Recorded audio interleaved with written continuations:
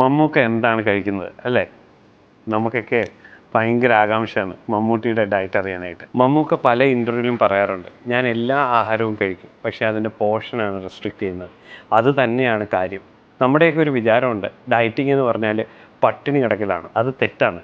സത്യത്തിൽ ഡയറ്റ് എന്ന് പറയുന്നത് നമ്മുടെ ജീവിതശൈലിയുടെ ഭാഗമാകേണ്ട ഒരു ആരോഗ്യകരമായ ഭക്ഷണക്രമമാണ്.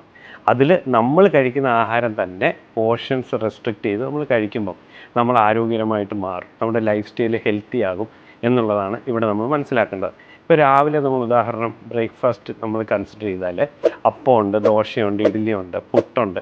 ഇതെല്ലാം തന്നെ ഹെൽത്തി ആഹാരങ്ങളാണ്, പക്ഷേ അതിൻ്റെ പോർഷൻ റെസ്ട്രിക്റ്റ് ചെയ്യണം. ഇപ്പോൾ അപ്പമാണേലും ഇഡ്ഡലി ആണേലും ദോശയാണേലും പഞ്ചസാരയുടെ സോഴ്സാണ്. അതിൻ്റെ അളവ് നിയന്ത്രിച്ചുകൊണ്ട് കൂടെ കഴിക്കുന്ന കറികളുടെ അളവ് കൂട്ടുക. ഒരു പ്രോട്ടീൻ സോഴ്സായിട്ട് കടലയോ അല്ലെങ്കിൽ ഒരു മുട്ടയോ ഒക്കെ രാവിലെ ഉൾപ്പെടുത്തുക.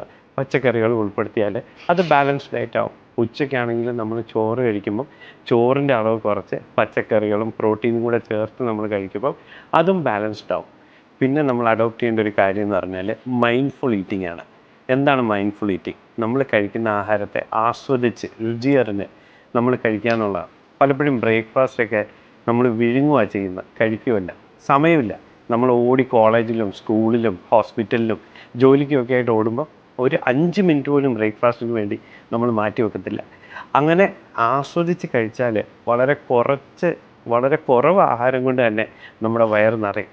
അതൊരു ഭയങ്കരമായിട്ടുള്ളൊരു ടിപ്പാണ് നമ്മുടെ ഡയറ്റ് ഹെൽത്തി ആക്കാനും പോർഷൻസ് കൺട്രോൾ ചെയ്യാനും. പിന്നെ നമ്മൾ മീൽ സ്കിപ്പ് ചെയ്യരുത്. നമ്മൾ രാവിലെ ഉച്ചയ്ക്കൊക്കെ കൃത്യസമയത്ത് കഴിച്ചാൽ നമുക്ക് വിശക്കത്തില്ല. നിങ്ങൾക്കറിയാമല്ലോ, വിശന്നിട്ട് നമ്മൾ ഭക്ഷണം കഴിച്ചാൽ നമുക്ക് ക്വാണ്ടിറ്റി റെസ്ട്രിക്റ്റ് ചെയ്യാൻ പറ്റത്തില്ല. കാരണം അത്രയും ആഹാരം നമ്മൾ കഴിച്ചാൽ മാത്രമേ നമുക്ക് തൃപ്തി ഉണ്ടാകത്തുള്ളൂ.